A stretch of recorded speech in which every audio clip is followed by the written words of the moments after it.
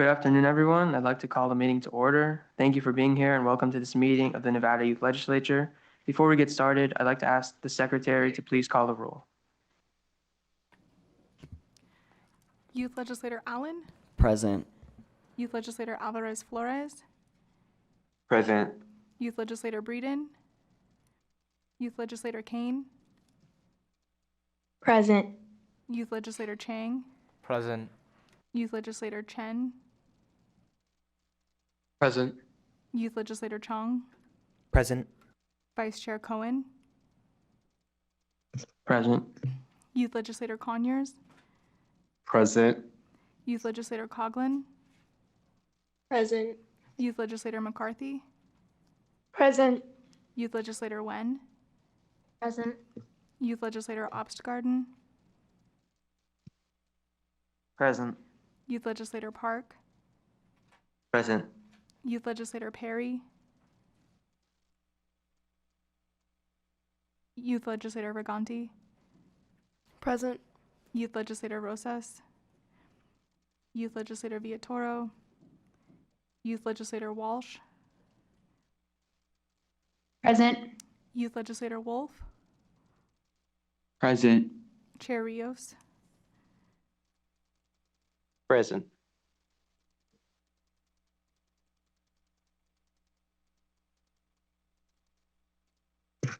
Thank you, Ms. McManus. Now I'd like to cover some housekeeping reminders for the youth legislators and anyone providing testimony. Please remember to click unmute and identify yourself for the record each time you speak, and mute yourself when you are done speaking. Please turn off your cell phones or other electronic devices during the meeting. Please note this meeting is being recorded and uploaded to the legislative website. Keep that in mind as you deliver your testimony and ask questions of the presenters. For members of the public attending in person, please sign in at the table near the entrance at each location. Please sign in even if you do not plan to provide public comment. Finally, all materials received prior to the meeting have been uploaded to the NYL's meeting page. Our next agenda item is public comment. Public comment may be provided in several different ways, all of which are listed on the agenda. At this time, if anyone would like to provide public comments, please remember to identify yourself for the record. To ensure everyone has an opportunity to speak, I would like to ask anyone speaking during public comment to keep their comments to no more than 2 minutes and try to avoid repeating comments that have been made by a previous speaker. Remember, there will also be another period for public comment at the end of this meeting. Is there anyone wishing to testify in Las Vegas? Is there anyone wishing to testify in Carson City?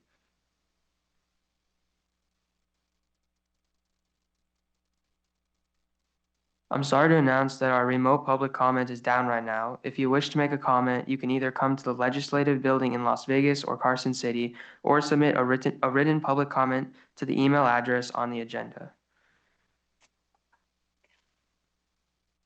So that brings me to agenda item number 3, which is the selection of the 2 bill draft request proposals, which we will refer to as BDR proposals, from the 7 proposals that were chosen at our October meeting. A list of these BDR proposals is in your meeting folders and available on the meeting page. At this time, I would like to ask each of the 7 youth legislators to please give an explanation of your proposed BDR. You will have 5 minutes. After each presentation, youth legislators will have 4 minutes to ask questions about the BDR proposals. We will take each of the BDR proposals in numerical order. Let's get started. Youth Legislator McCarthy, would you please start by providing an explanation of BDR Proposal 3?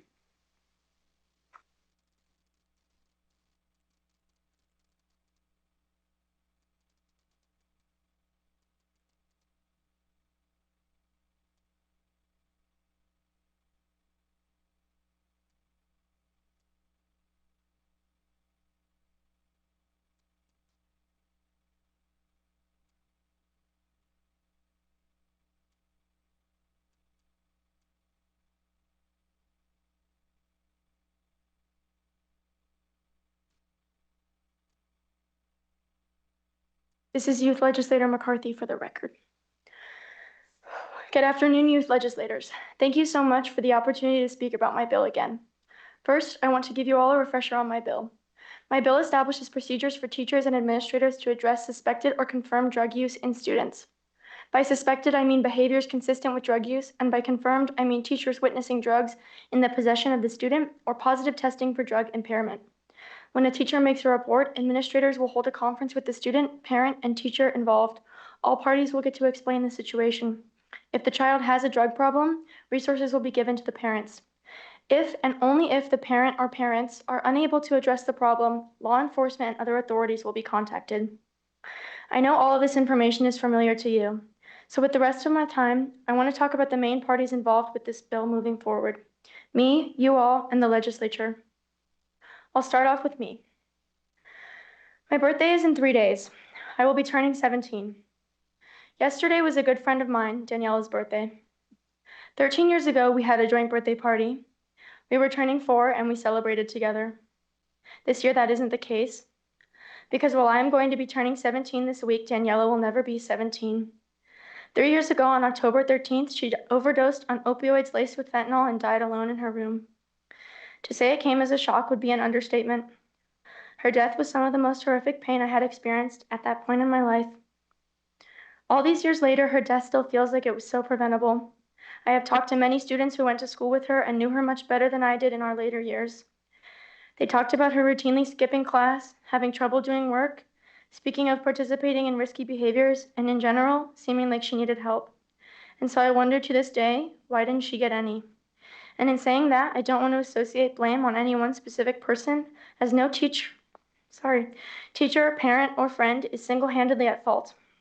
I don't think any one person should take responsibility for a collective failure to give her the support she needed, because it was just that, a collective failure.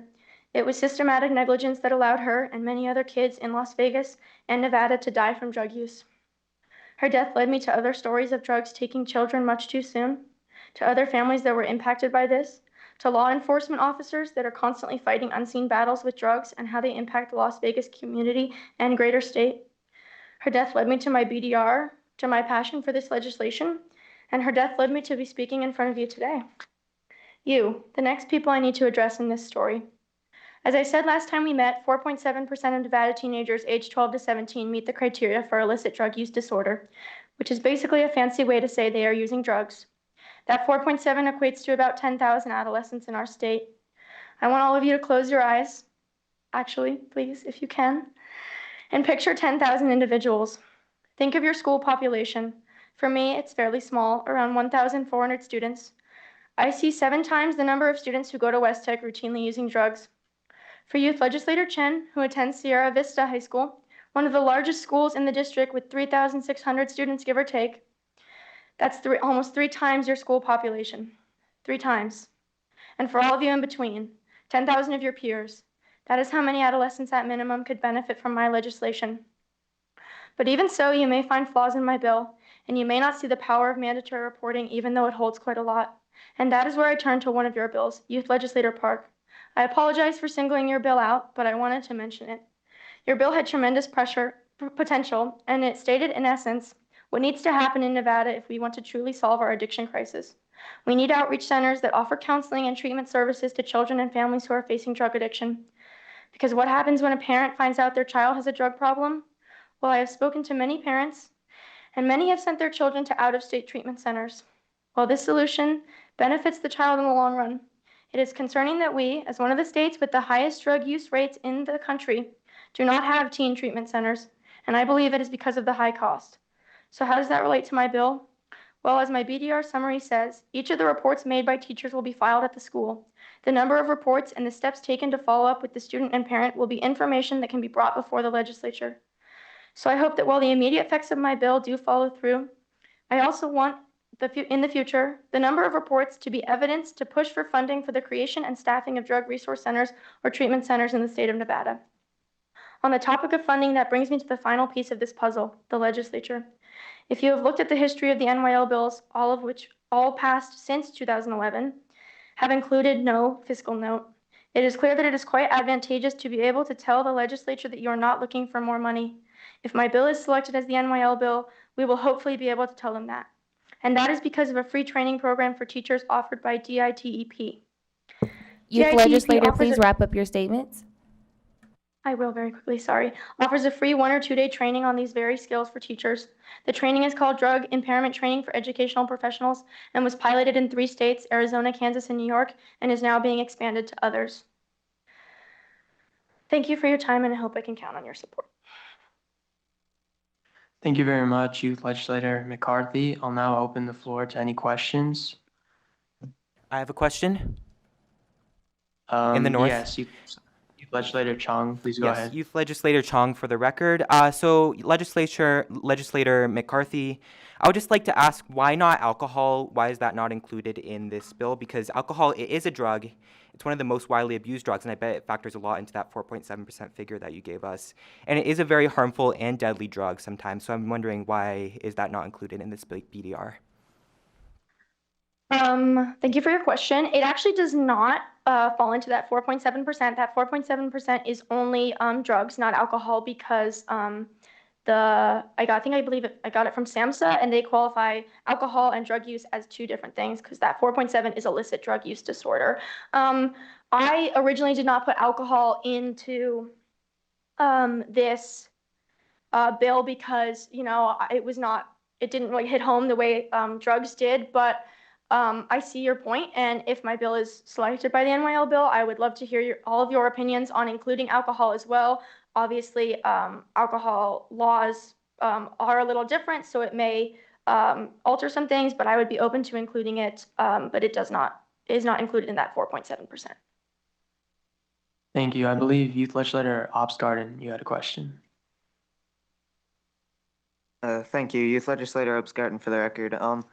I do think that this is a bill that has great potential, and I think it has good meaning behind it. But I just want to touch up on something you said at the very end. You said that the program you'd been talking about, I forget the exact acronym, had been piloted in 3 states. How effective was it in those 3 states at doing what you intended to do?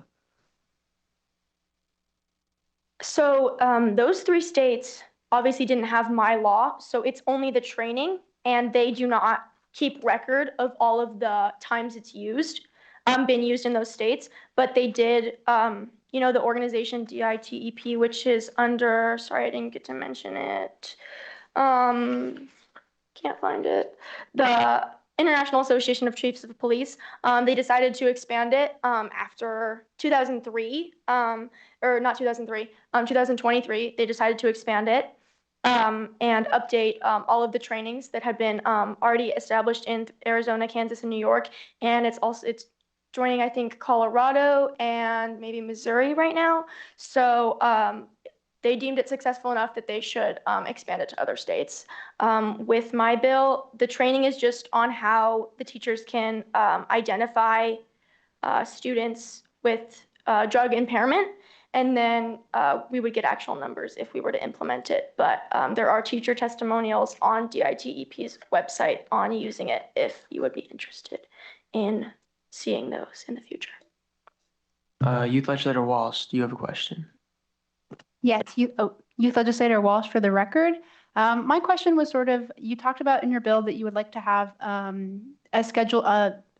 basically a conference with the student and the staff. My question to you is, how do you think this won't overburden public schools? Like you said, in the state of Nevada, public high schools can reach almost 4,000 students, and they're already overburdened with 504 meetings, with expansion of mental health services, et cetera, et cetera.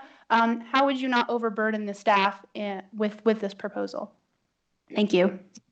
Thank you for your question. It's a great question, and it definitely is something to take into consideration.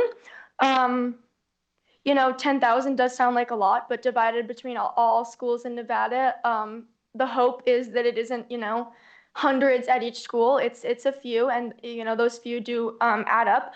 But I think the main way that I justify it, and hopefully this speaks to you, is that these meetings already occur for mandatory reporting, like child abuse and bullying, and all of those things have been added on over time. The cyberbullying and bullying procedures and mandatory reporting came after the child abuse. That was like the first mandatory reporting established, and we've always found a way for teachers and staff to be able to do it. And I've also spoken to teachers, and one who taught at West, Mr. Harder, he only ever used mandatory reporting 3 times in his multiple year career there. So hopefully it would not be overburdening. And I know drugs might be more prevalent than those other things, but hopefully administrators would be able to work it out.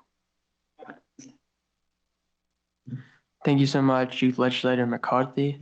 And right now, we're going to move on to BDR proposal number 6, submitted by Youth Legislator Walsh.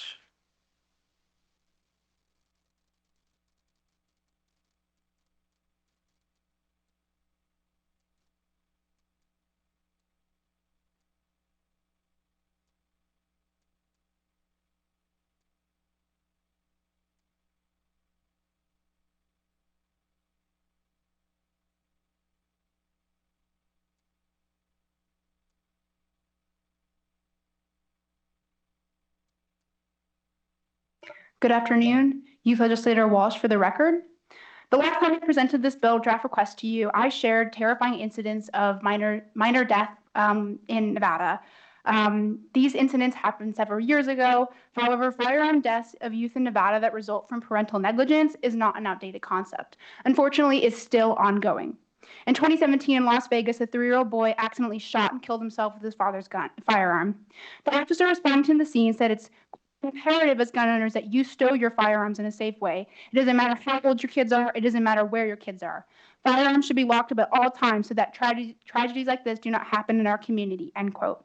Even when law enforcement makes a statement about responsible gun ownership about minors in Nevada, these incidents still keep happening. For instance, in 2018 in Las Vegas, a 4-year-old boy accidentally shot and killed himself with his father's gun.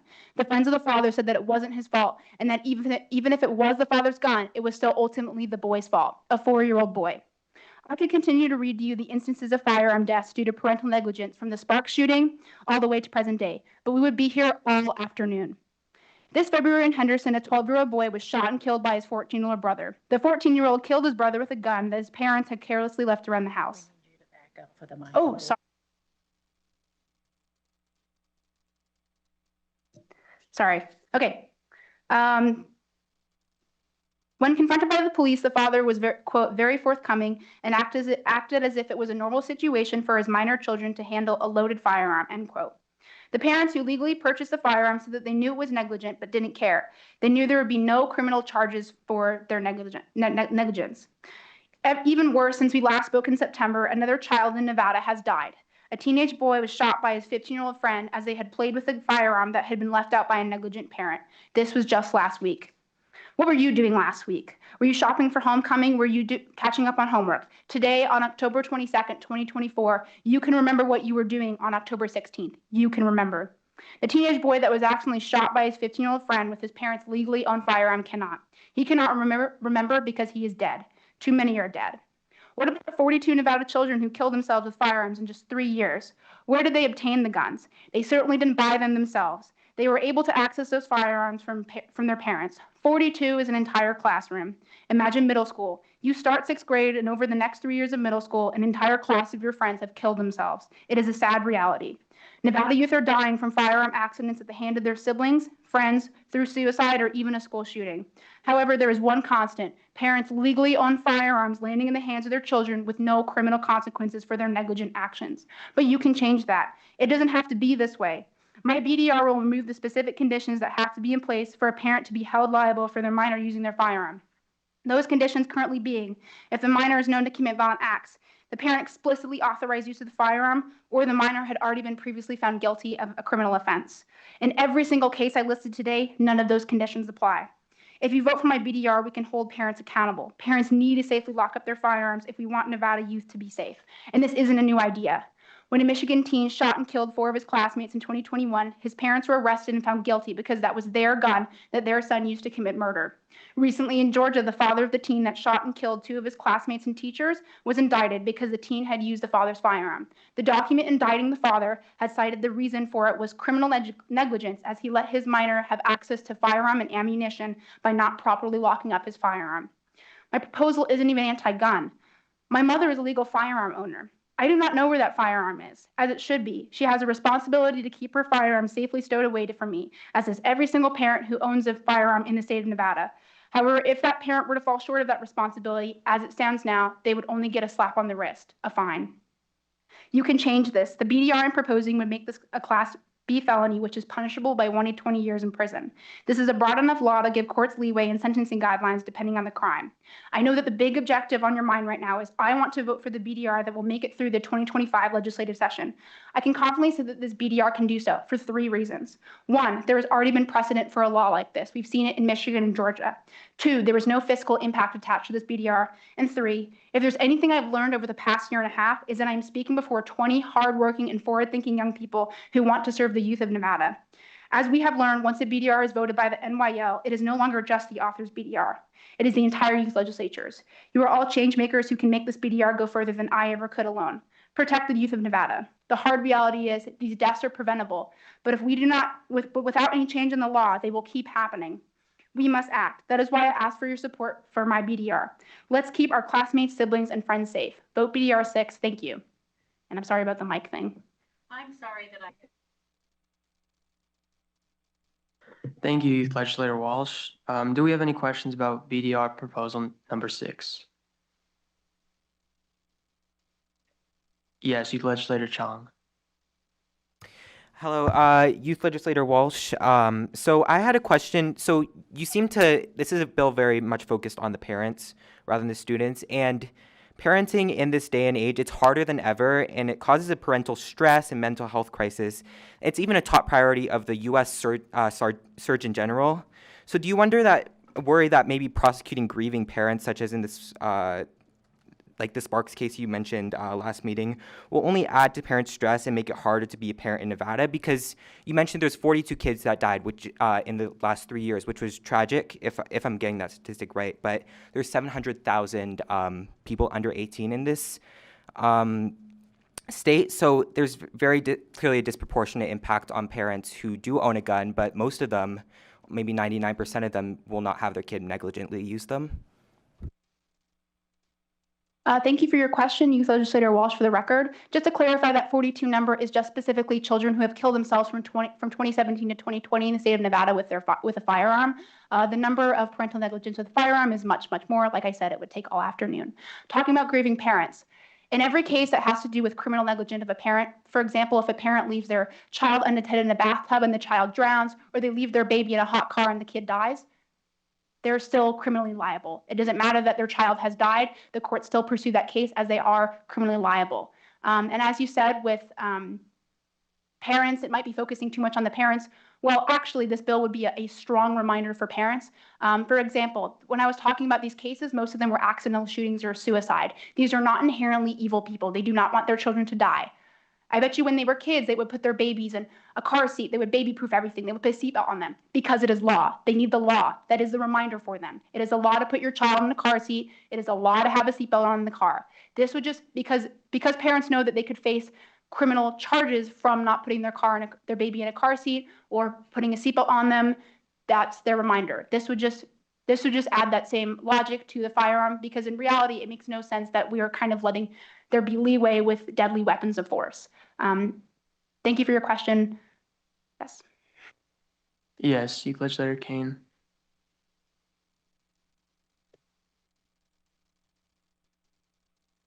I just want to say I really like your bill, but I do have a question. Do you have an idea on the fiscal note for this bill? Because I think the state would have to pay for the prosecution of the parents, and then if the parents didn't have possible lawyers, then they would have to pay for the parents' legal representation as well. So do you have a proposed figure?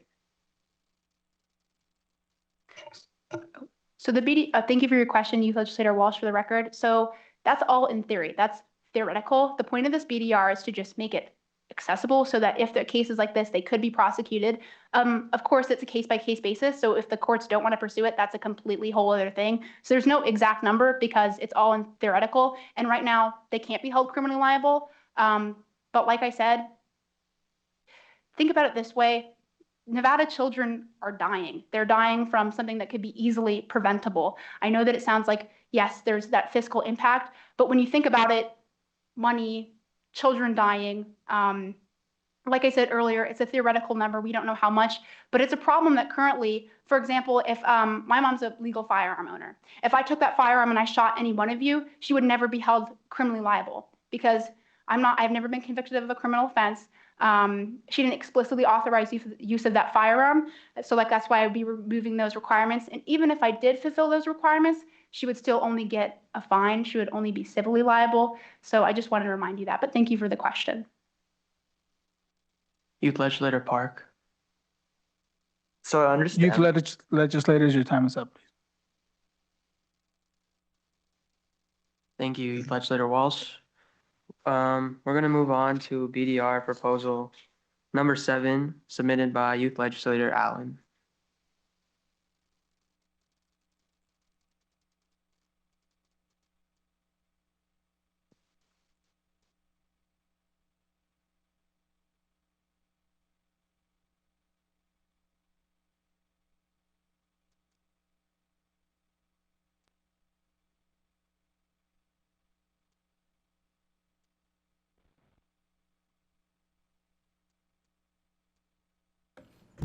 Okay, good afternoon, my fellow youth legislators, as well as anyone who is attending online or in person. I appreciate your role that you are playing in this decision-making process. Last month when we were here in September, my BDR 7 touches on providing more support for English language learners as well as teachers in the classroom.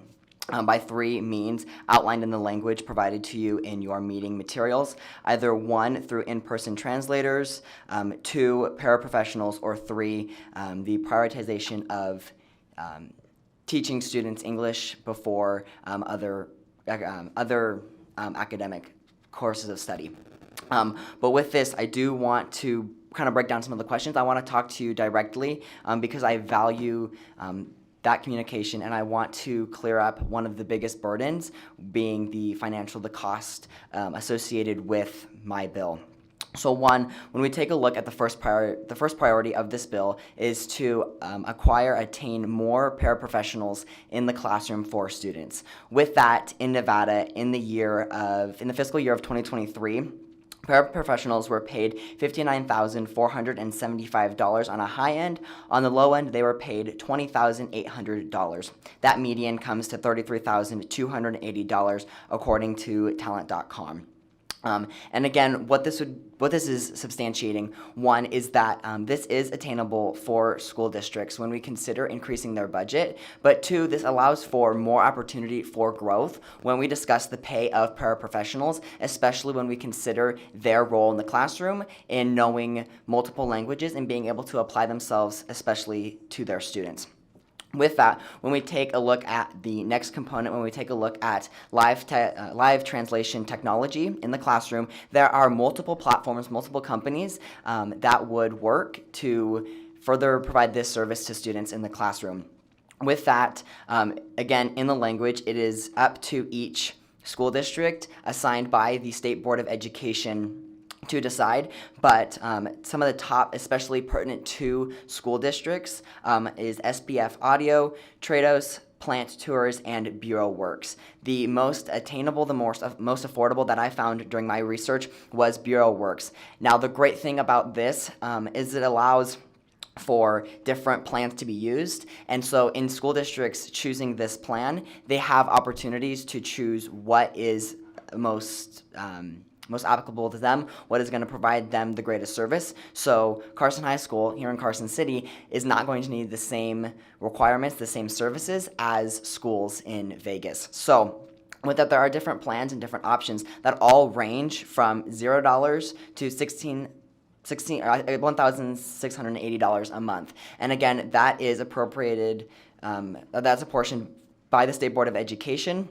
And again, it is up to the school district. What I'm saying by this, though, because we could talk plan after plan, but by doing a simple Google search, there are lots of opportunities in attaining this, and these numbers are not out of reach, especially when we consider budget requirements that already exist for school districts when it comes to English language learners, as well as the possibilities for the state and school board to provide more funding to each of our school districts. Finally, when we take a look, it kind of branches off, but it's also another possibility outlined in a possibility of the language is that there is translation software that is quite similar to technology, but again, that is hardware versus software. With this, it does come at a significantly lower cost. But again, what I am outlining here to you is that there is a value in doing this research. There's a value in the resources that are out there, and that this bill is possible, especially when we consider the limitations and the requirements that each school district has. So with that, there's a few final notes that I wanted to touch on. And again, I know that this is one of the only BDRs that has a financial burden, but with that, students are struggling in the classroom. I'll tell you the story that I mentioned in September where I watched a student in my anatomy class struggle. She's doing a lot better because we have increased resources in the classroom. The financial burden is definitely there, but it is important that we start prioritizing our youth and start prioritizing students in Nevada classrooms. I want to briefly touch on a prior bill from the last session that was focused on 3 areas: ELLs, gifted education, and special education. But with that, we need more funding that is directly apportioned to English language learning. And finally, we need similar legislation to be enhanced, and we can do that with my bill. Thank you. Thank you, Youth Legislator Allen. Are there any questions? Youth Legislator Walsh, and then I'll go to Youth Legislator Opsgarden after. Youth Legislator Walsh for the record. Thank you, Youth Legislator Allen. My big question was, in your bill, that you said that you would require more in-person translators. I was just wondering how you would get those people, because we already have many teacher vacancies in Nevada. We're already trying to get social workers back on campuses. So what would be your plan to get in-person translators, a pretty high demand job in general, for high school or the schools? For sure. Thank you for that question. I'll expand that just a little bit, and I'll branch that to in-person translators as well as paraprofessionals. Translators simply just doing translating services, but paraprofessionals doing translation, but also working one-on-one with students. With that, like I mentioned, there is definitely room for improvement when we discuss the salaries for interpreters as well as paraprofessionals, and there's definitely room for that to grow. And again, I would suggest that varying by district because needs are different. So I wouldn't say that there needs to be a 5% increase across the board. That is going to vary by district. Additionally, we have to understand that this is a different classification aside from teachers. And so again, working in this position, there is a different salary that is already implied, but additionally, there's the room for improvement, whereas we are seeing less of a struggle in hiring paraprofessionals, but when we have the opportunities to hire more based off of an increased budget, there's room to grow both of those roles in the classroom. Youth Legislator Opsgarden, go ahead. Youth Legislator Opsgarden for the record. So I just wanted to ask, throughout your speech and in that answer just there, you were saying that we would be paying people, we would need more funding, where would we be getting this funding from? Because as I understand it right now, the budget for Clark County School District at the very least is already stretched very thin. So just where would it be coming from, essentially? For sure, that's a great question, and I thank you for that. It would be pulling from another state budget because it would be the state who is allocating more to the State School Board of Education. With that, I haven't come to the greatest conclusion on where to pull that from, and again, I think that would kind of be best assigned after further research, but also from an official who would come in or an expert in November, but then as well as further research, and then where there's kind of room. I know that there's a big area for me is decreasing the emergency fund, and that would be county by county, and there is room to pull from there. I'll take, for instance, running for re-election, Carson City Mayor Lori Bagwell has discussed increasing the county emergency budget, but then there's room there to pull from that and to allocate it more towards education. That is the top of my list, but there's definitely room for growth, and I would be open to engaging a conversation about where to pull that from in the state budget. Are there any other questions? All right, thank you, Youth Legislator Allen. Moving on, we're now going to talk about BDR proposal number 8, submitted by Youth Legislator Chong.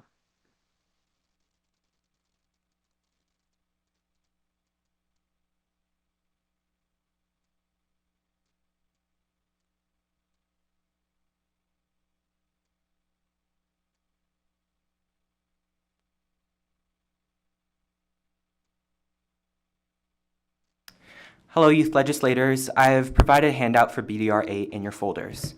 So following my previous speech on BDR 8, I would like to dive deep into the importance of this bill.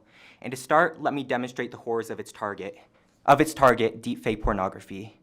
The NYL is a public committee, and every one of our faces is on the internet. If any internet user wanted to harass any one of us, they could plaster a face into AI technology and create nude content of any youth legislator. To demonstrate, I made deepfakes of myself. Here is a photo of my face. And here is a photo of me on the red carpet. And here is a photo of me eating spaghetti.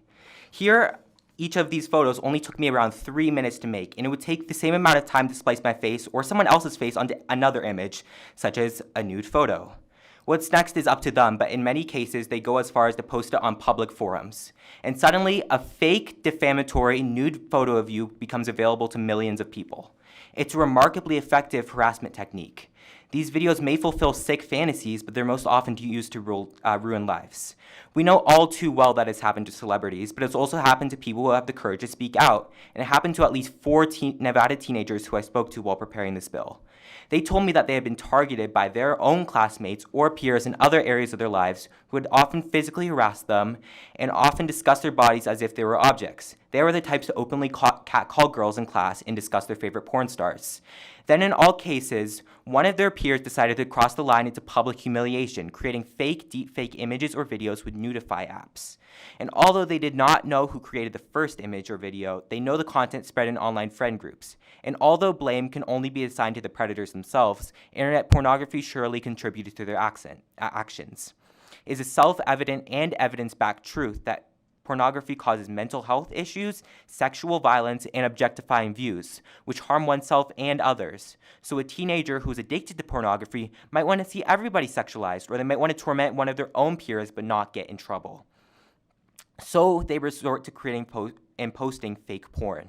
This is why it is so important that BDR 8 stops minors from accessing or uploading sexual content.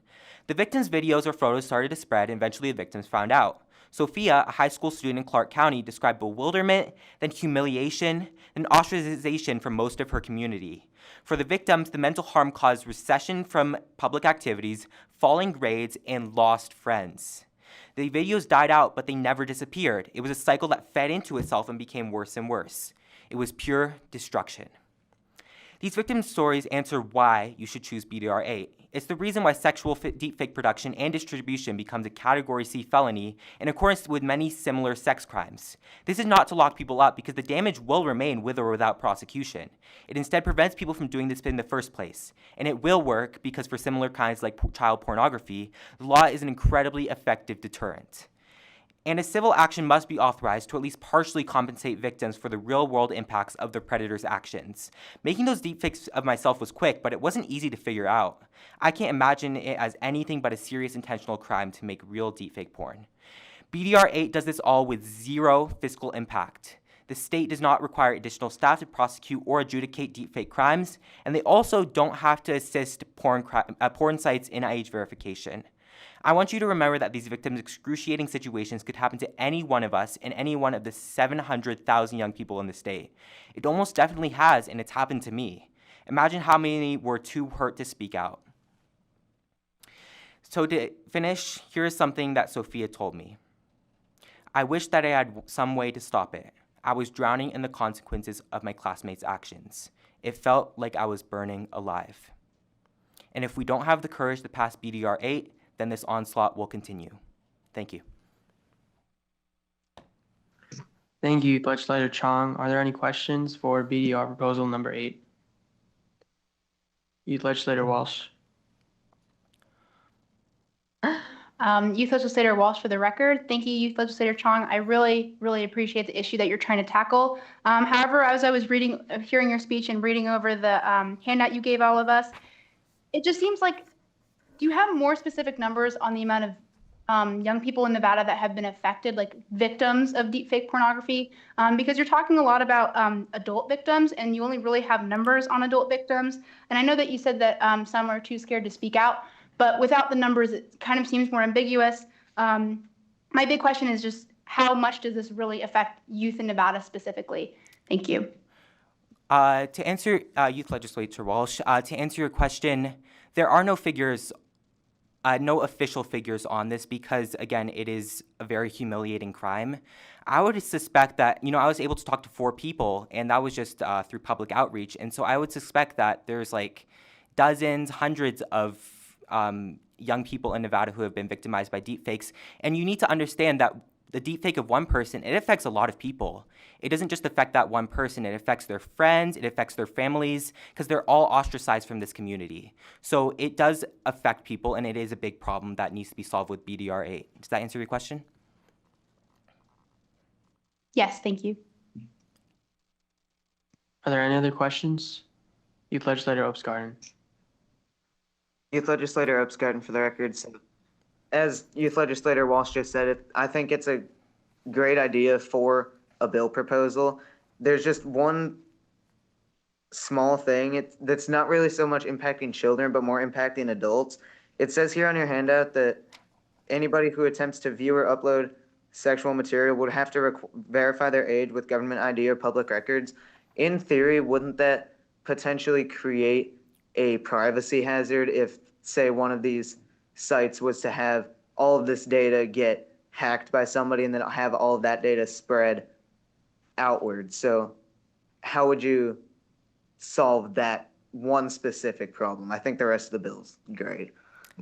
Yes, to solve that problem, so first we need to remember that I am deriving this sort of age verification requirement from other states' bills. There are at least 20 states that require basically the same thing with government ID or by verifying via private and public government records.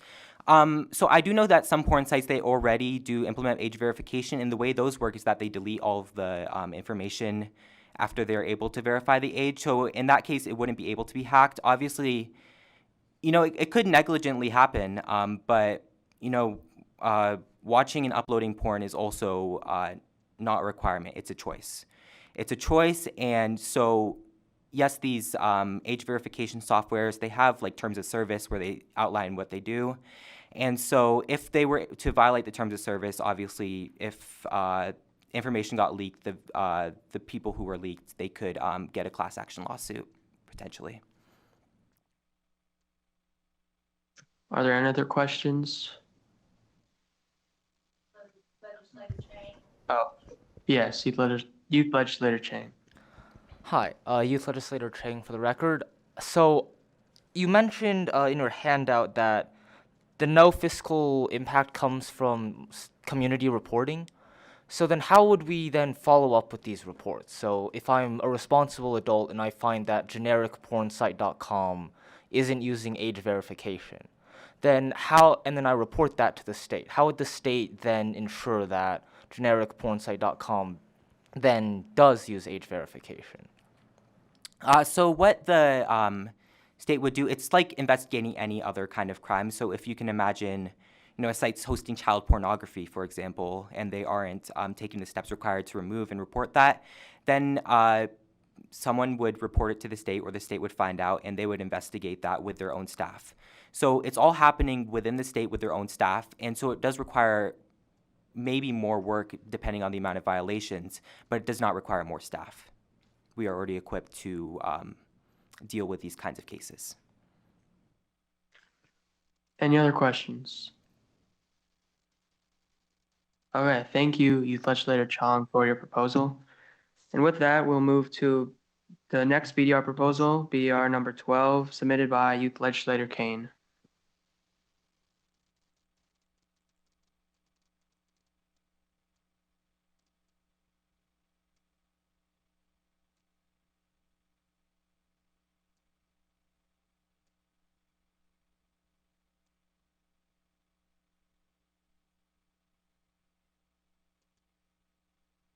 Youth Legislator Kane, District 8 for the record. Thank you for the opportunity to present my bill to you again today. My bill draft proposal is a pilot program to put metal detectors in schools based on the amount of guns found on campus. Were any of you ever bullied in school? Statistics show that 25% of middle and high school students experienced some type of bullying in those years. In 2016, Kyler Nipper, who was a student at Coronado Middle School in Las Vegas, was stabbed in the middle of his hallway after being bullied for wearing worn-out shoes. Ensuring metal detectors in schools would help guard against not only gun violence, but also peer-to-peer and peer-to-teacher violence with other weapons, such as knives. Metal detectors are a deterrent for kids bringing weapons to school in the first place. If a student knows they will get caught for bringing a weapon on campus, they're far less likely to do so. And if they've seen their peers and friends being reprimanded for bringing these weapons on campus, it's almost impossible that they will do so. A WJNO News Radio study found that students were 43% less likely to attempt to bring a weapon on campuses once they implemented metal detectors. This bill is about stopping school violence before it happens, and not deterring it by dealing with it after the fact. Implementing metal detectors will improve students' mental health. KFF.org tells us that firearm homicides occurring within adolescent communities have been linked to anxiety and depression among adolescents, particularly for females. I know in my school that a constant conversation during lunch and during passing periods is about school violence. It causes anxiety and it makes it harder for my peers to concentrate during class. Students who witness gun and knife violence often develop PTSD. As I told you, Tyler, who was stabbed in his middle school hallway, was never able to return to Coronado Middle School to finish out his education and will still not step foot on that campus to this day. It's hard to sit in the same classroom or walk around the same school where you experienced such horrible violence. Putting metal detectors in schools will result in more people willing to be teachers. According to KRMG.com, 71% of teachers say they have experienced physical violence from a student at least once. University of Chicago tells us that 1 in 5 people would encourage a child or juvenile that they know not to become a teacher specifically because of school violence. Without teachers, students can't learn. Nevada already has is already one of the lowest ranked states for education. My brother, who was formerly a student at West Tech, was constantly dealing with revolving substitutes in his classes, and this affected his ability to concentrate and understand certain concepts. Children need consistency, and making our schools safer is a step towards more willing teachers. This bill would receive a lot of possible support in our legislature. The gun lobby would support this bill because it would cut down on school violence, which would end negative Second Amendment publicity. Teachers would possibly support this bill because it would make their jobs easier and safer. And parents of Nevada students would possibly support this bill because it would keep their students safer. I know your parents want you to stay safe, and I'm sure all Nevada parents want the same. The fiscal note on this bill is not as high as many of you would assume. Currently, the Clark County School District is using metal detectors at football games. They have already purchased 43 metal detectors at a cost of $3.7 million, according to KTNV Channel 13 Las Vegas. We can't put a price on children's safety in schools, especially when a school is a place you're supposed to be able to feel comfortable, to concentrate, and to learn. Weapons found in Nevada school district statistics are as follows. Channel 5 Las Vegas tells us that 330 total weapons were found in CCSD from 2023 to 2024, 204 of which were knives and 30 of which were guns. Most recent Washoe County reports, according to the Reno Gazette Journal, tell us that in 2021 and 2022, 16 firearms were found on their campuses. If these are the weapons they found, imagine what they missed. If we put metal detectors on campuses, we can ensure that we are finding all weapons being found on campuses and crack down on all student violence. KTNV tells us that last year, from the beginning of the school year till February, there were 5,300 calls for service from police. There were 111 arrests and 585 criminal citations for on-campus violence with knives. On-campus violence with any weapon is a massive issue, and metal detectors would help stop this. KTNV cites the lack of school security for the amount of violence on campuses.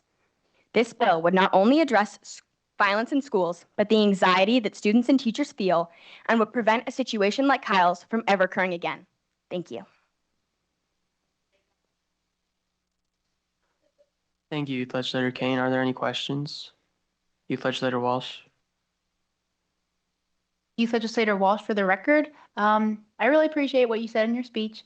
One question I do have, though, is on your handout that you gave all of us. You talked about, you used Richland School District in Pennsylvania as kind of a comparison in how metal detectors are useful. A quick Google search tells us that the school district is like 13,000 students-ish. Clark County and just Clark County, it's the fifth largest school district in the state, in the country, with over 300,000 students, and that's not even including the entire state of Nevada. So I was just wondering if you had like a number or a comparison on a bigger scale about efficacy of metal detectors. And also talking about the fiscal note, I know that you said CCSD has enough metal detectors, but what about the other school districts, since this will affect Nevada statewide? Thank you. Right. Thank you for your question.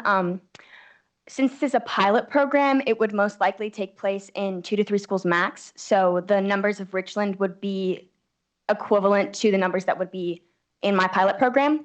Additionally, the school violence in Washoe and smaller counties is a lot smaller. But if necessary, metal detectors could be purchased for this bill.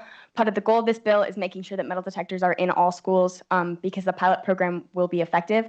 So that would possibly inspire Washoe County and other counties to get metal detectors, but it is highly possible that they would not need them in my pilot program.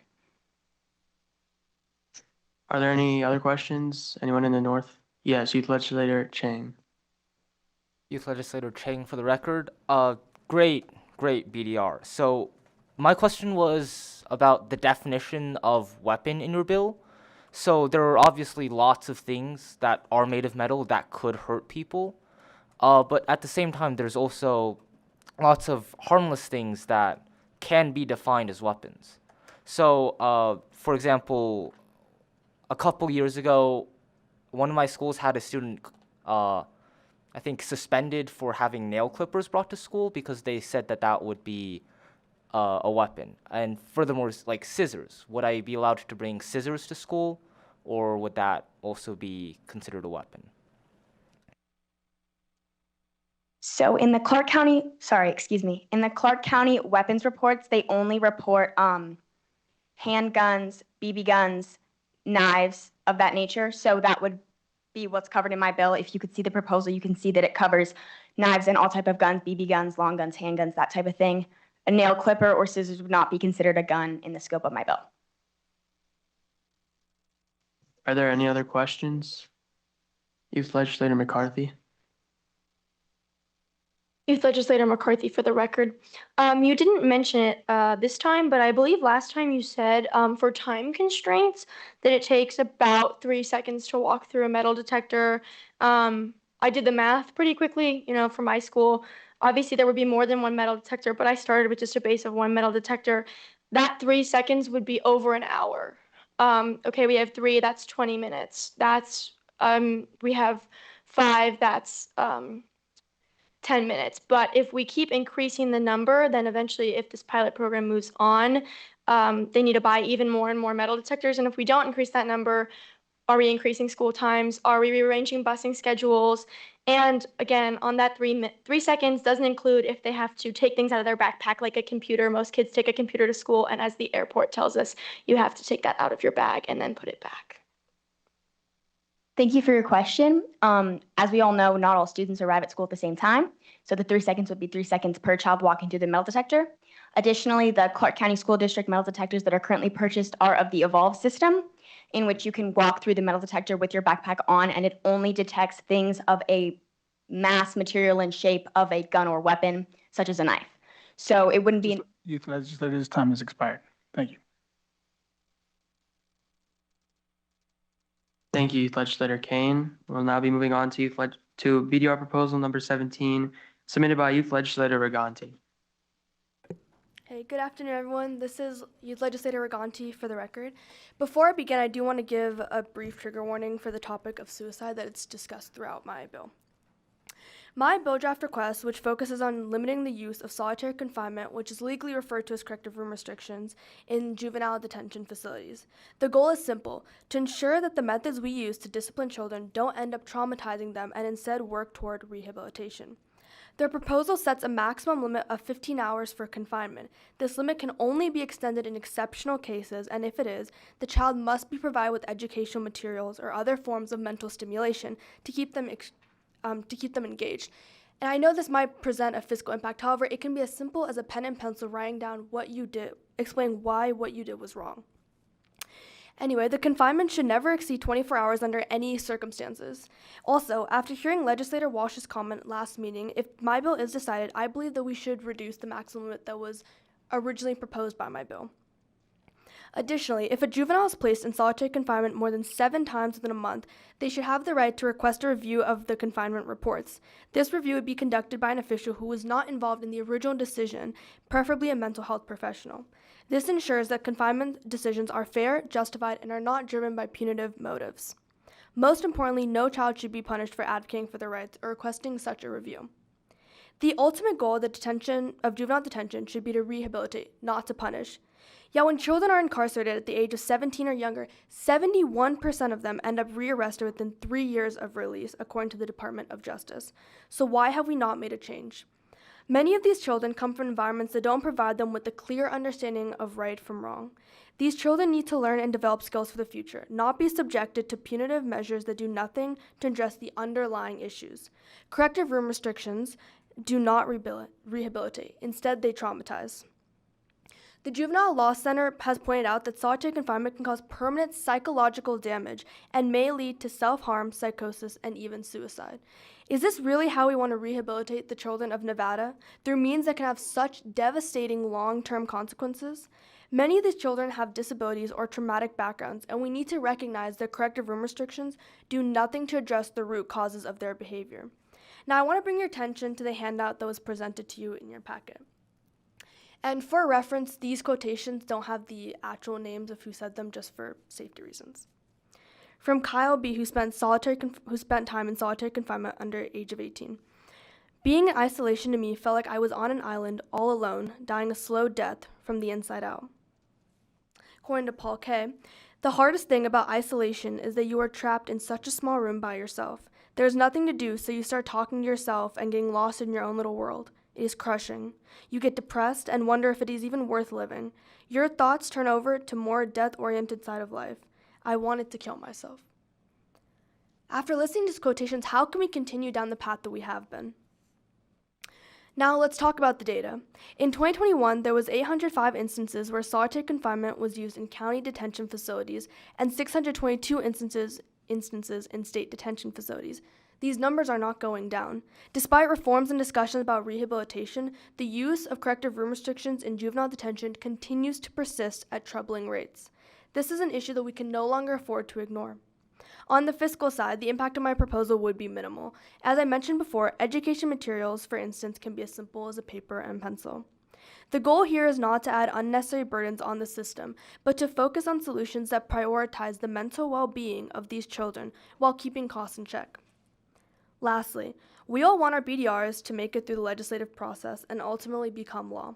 I believe this proposal has a real chance, especially considering that Governor Lombardo recently signed a bill limiting solitary confinement in adult prisons. And we're talking about children here, children who deserve our protection and guidance as they navigate through the difficult moments of their life. Thank you. Thank you, Youth Legislator Reganti. Are there any questions? Youth Legislator Walsh.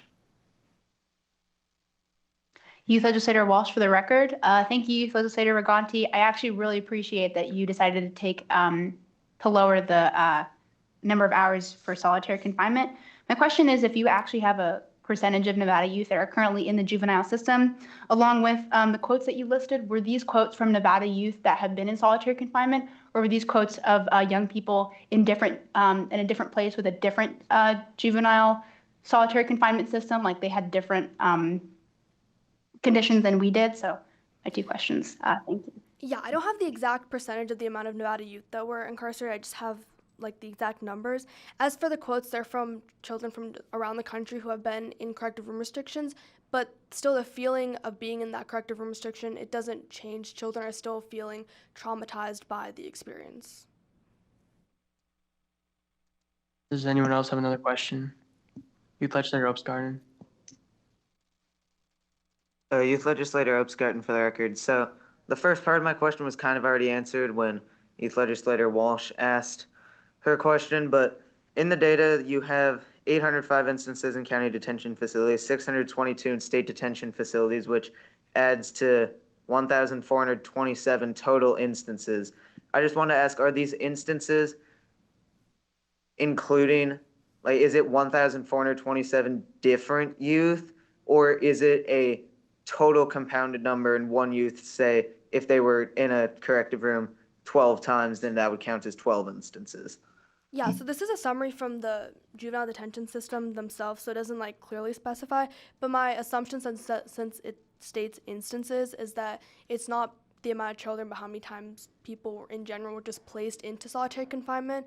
So for all we know, there could be one child that was placed in solitary confinement over 5 times within a month or within the year. And so that's why my bill also goes into the fact that if children are placed in corrective room restrictions for exceeding like 7 times, I believe, yeah, then they have the right to request for a review of their reports. Because, yeah, for some of these instances, it can just be repeats. Are there any further questions? Youth Legislator Chen.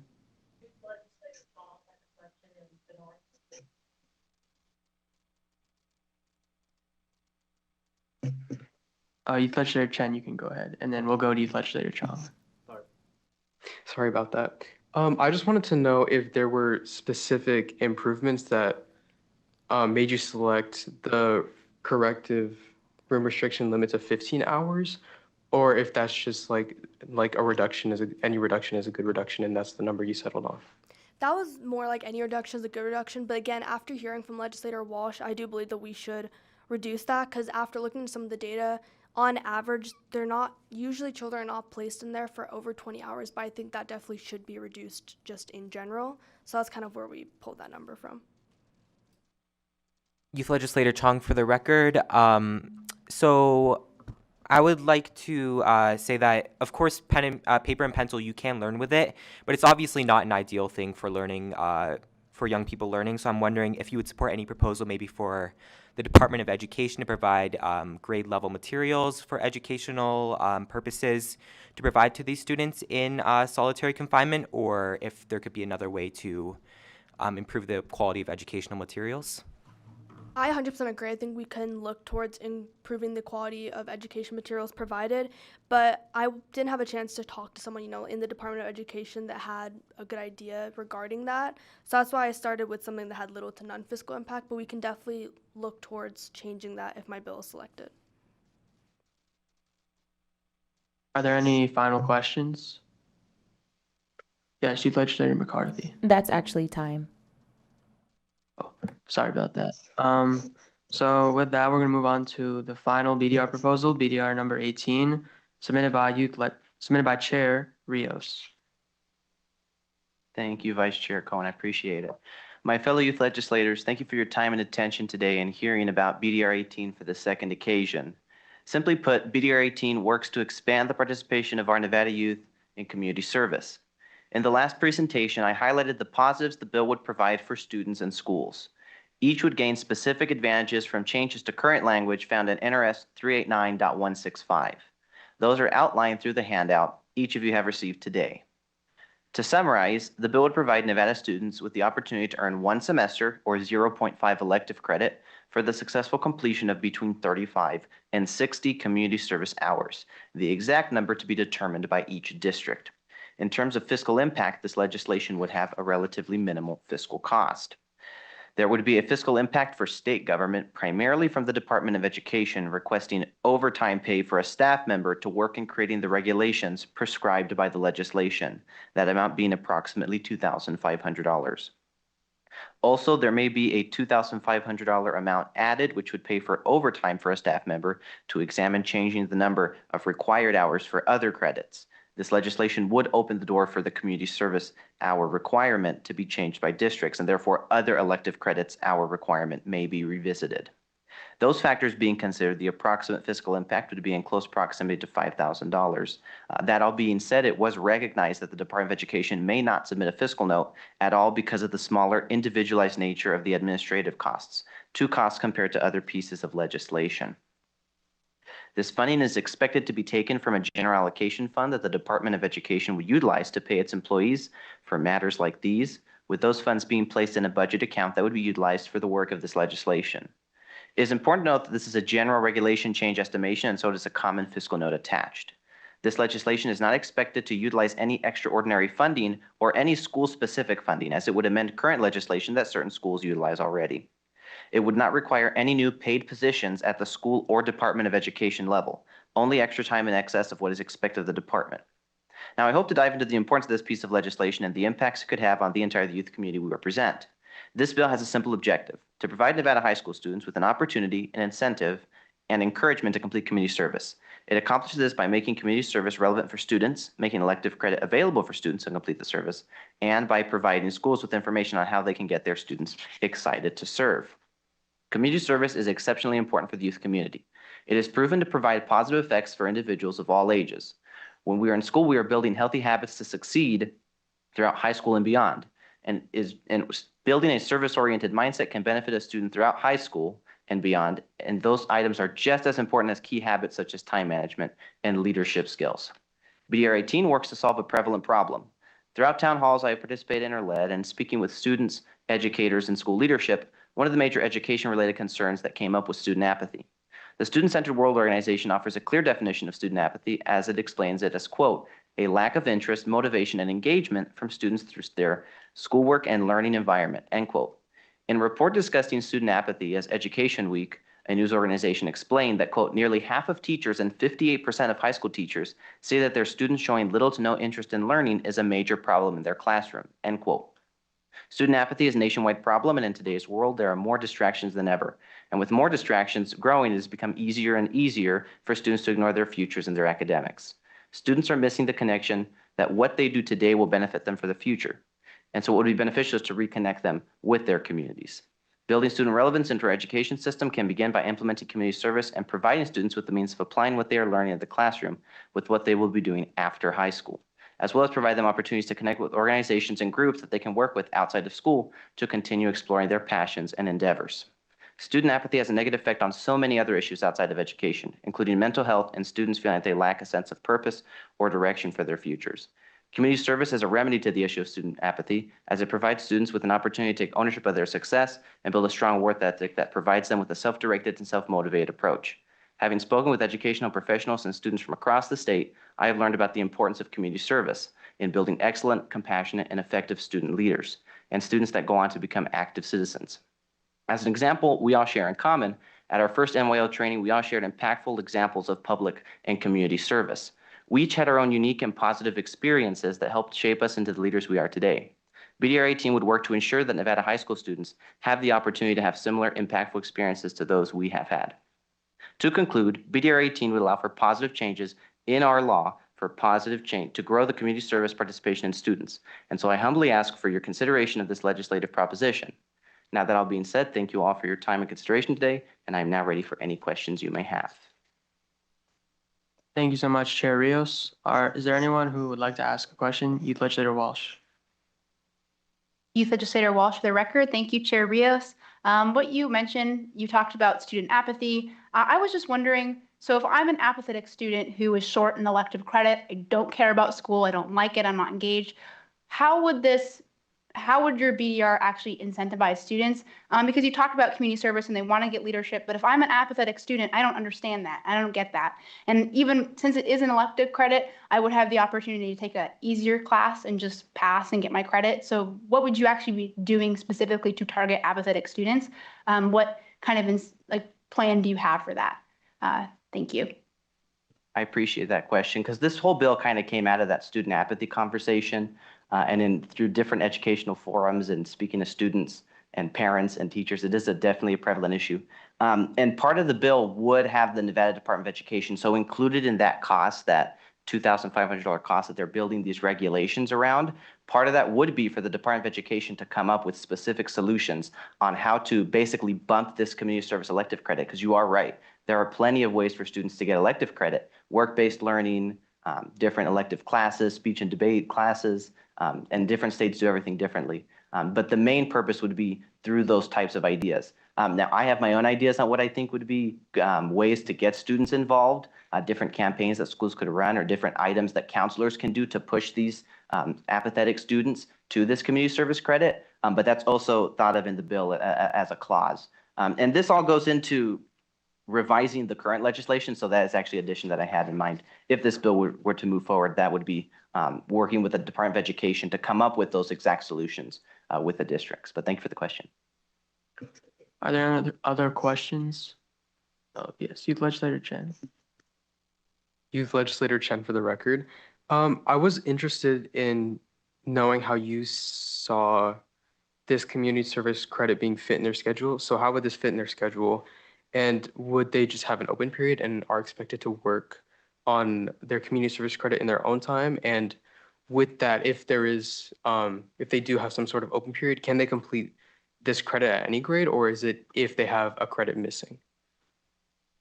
All right, perfect. I appreciate it. I might have to ask you to repeat one of the later parts. But so in terms of the first part, yes, based on what Department of Education explained to me, it is an open credit, much like a work learning credit. And so it would be either a pass or fail credit that the student would accomplish, and they would keep those hours. Schools may do it differently. Certain counselors may do it differently.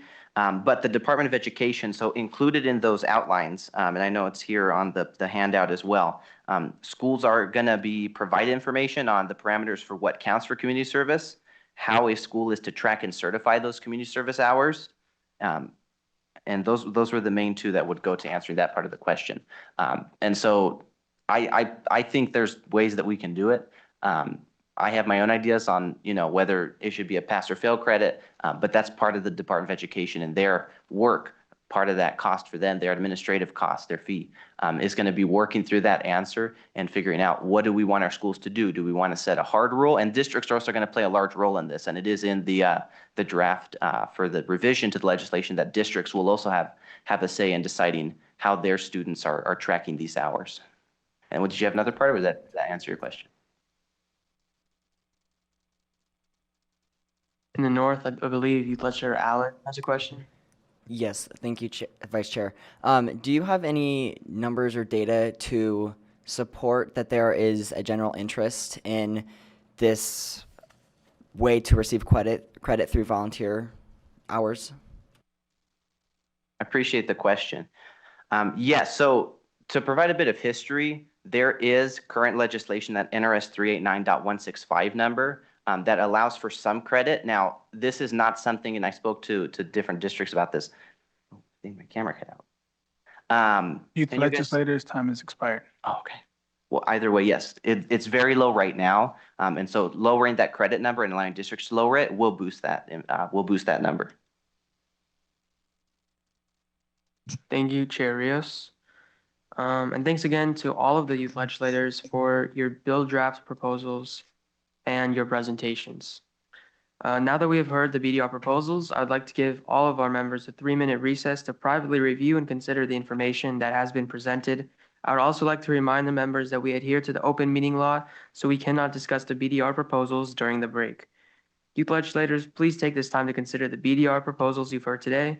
After the recess, I will ask the secretary to call roll to determine the 2 BDR proposals that will receive hearings at the NYL meeting on November 20th, 2024.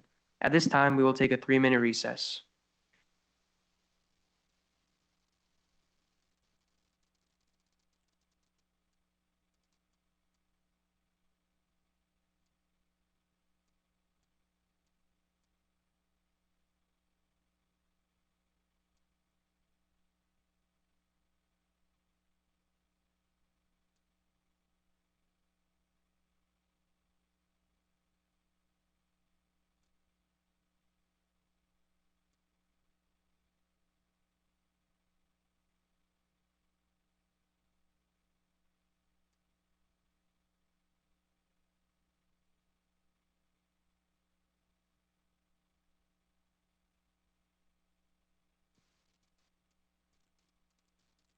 It is 1 vote this time.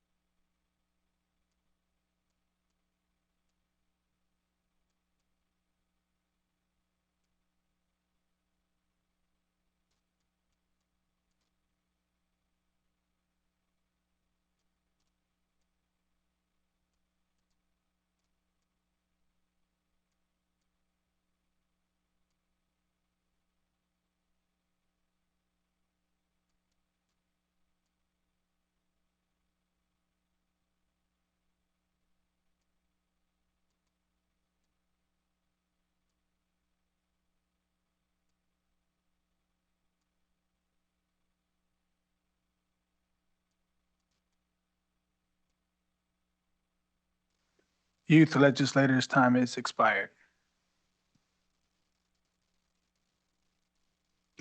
The Nevada Youth Legislature will now come back to order. As I stated before the recess, we will take a roll call to determine the two BDR proposals that will receive hearings at our next meeting. Ms. McManus, will you please call the roll? Youth Legislator Allen, BDR 7. Youth Legislator Alvarez Flores, BDR 6. Youth Legislator Kane, BDR 12. Youth Legislator Chang, BDR 6. Youth Legislator Chen, BDR 12. Youth Legislator Chong, BDR 8. Youth Legislator Cohen, BDR 17. Youth Legislator Conyers, BDR 8. Youth Legislator Coughlin, BDR 3. Youth Legislator McCarthy, BDR 3. Youth Legislator Wen, BDR 3. Youth Legislator Obstgarden, BDR 8. Youth Legislator Park, BDR 3. Youth Legislator Perry,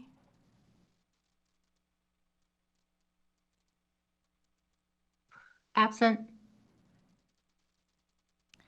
Youth Legislator Reganti, BDR 17. Youth Legislator Rios, BDR 17.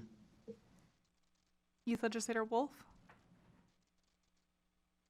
BDR 6. Youth Legislator Walsh, BDR 6.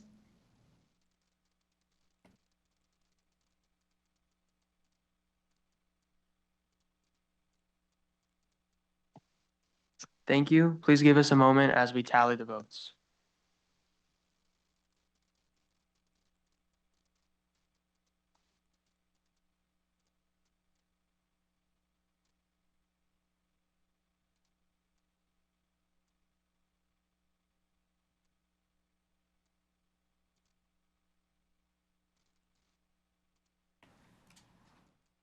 Vice Chair Cohen. The top two are BDRs 3 and 6.